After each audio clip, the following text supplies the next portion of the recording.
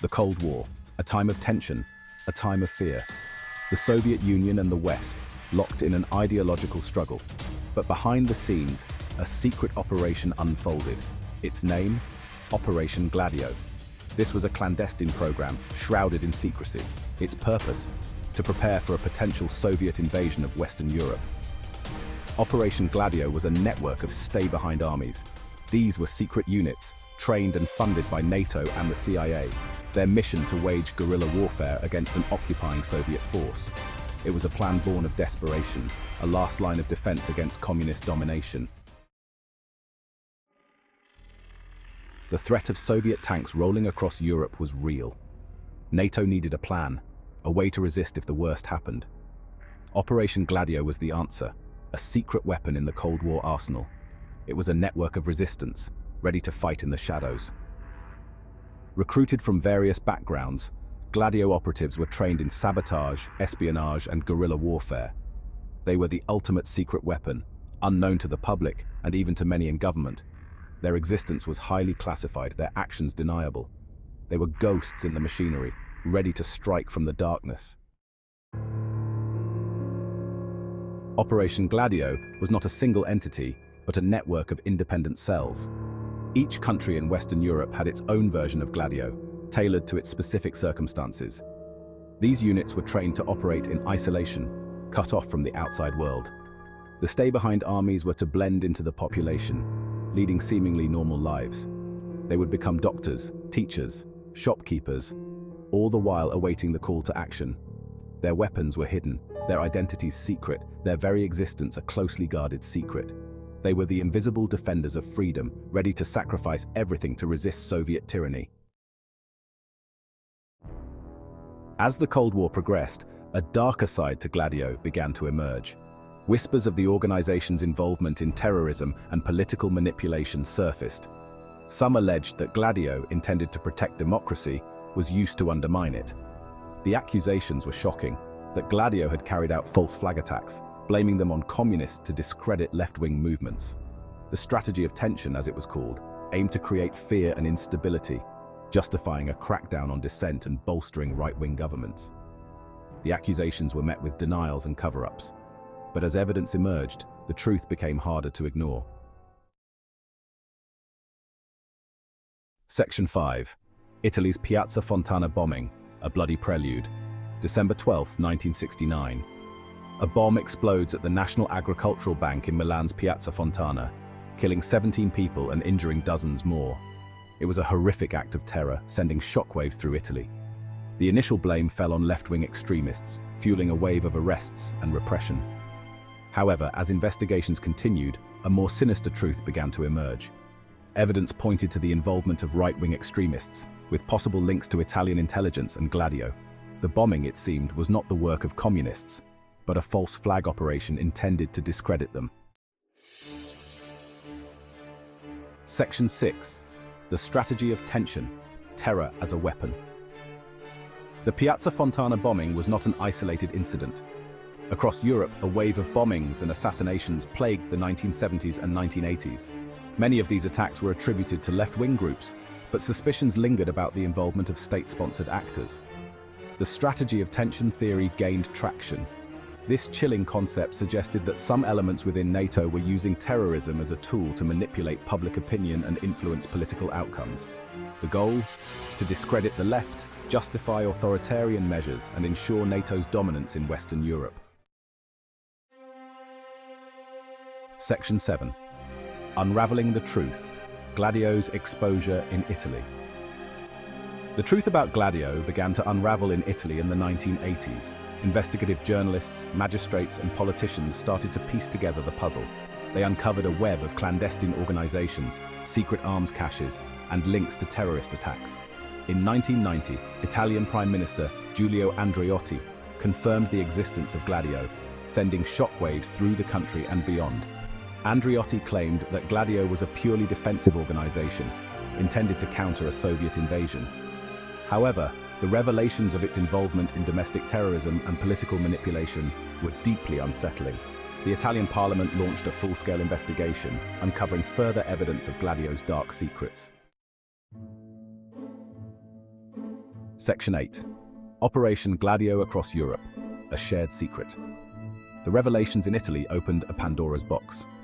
Across Europe, similar stories began to emerge. In Belgium, Switzerland, Germany, and other countries, evidence surfaced of clandestine networks, secret armies, and possible links to terrorism. The Gladio network, once a hidden reality, was now exposed to the light of day. Governments scrambled to respond, some denying any involvement, others admitting to the existence of stay-behind armies, but downplaying their activities. The European Parliament launched its own investigation, demanding full disclosure from NATO and its member states. The revelations about Gladio shook public trust in democratic institutions and raised profound questions about the Cold War's legacy. Section 9. The legacy of Gladio: distrust and disillusionment. Operation Gladio's legacy is a complex and troubling one, shrouded in secrecy and controversy. On the one hand, it can be argued that the organization played a significant role in deterring Soviet aggression during the Cold War, a period marked by intense geopolitical tension. The existence of secret armies, ready to resist invasion at a moment's notice, may have given the Soviets pause, potentially preventing further escalation. On the other hand, the revelations about Gladio's alleged involvement in terrorism and political manipulation have had a corrosive effect on public trust, shaking the very foundations of democratic societies. The idea that democratic governments would resort to such clandestine and morally ambiguous tactics, even in the face of an existential threat, is deeply unsettling and raises profound ethical questions. The legacy of Gladio is one of secrecy, suspicion, and the enduring power of the Cold War's dark side.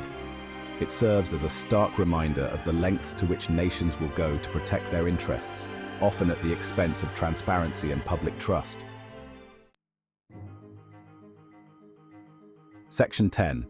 Operation Gladio in the 21st Century: Lessons Learned. The story of Operation Gladio serves as a stark reminder of the dangers of unchecked power, where covert operations can undermine democratic institutions. It underscores the importance of transparency and accountability in a democracy, ensuring that the actions of those in power are always subject to scrutiny.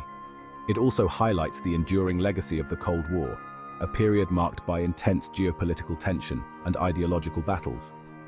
The challenges of navigating a world where the lines between truth and deception are often blurred remain ever present.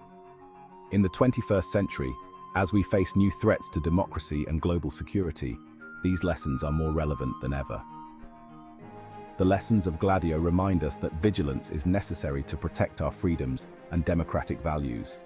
The temptation to resort to clandestine operations, often justified by the perceived need for security, and extrajudicial measures will always be present, lurking in the shadows of statecraft.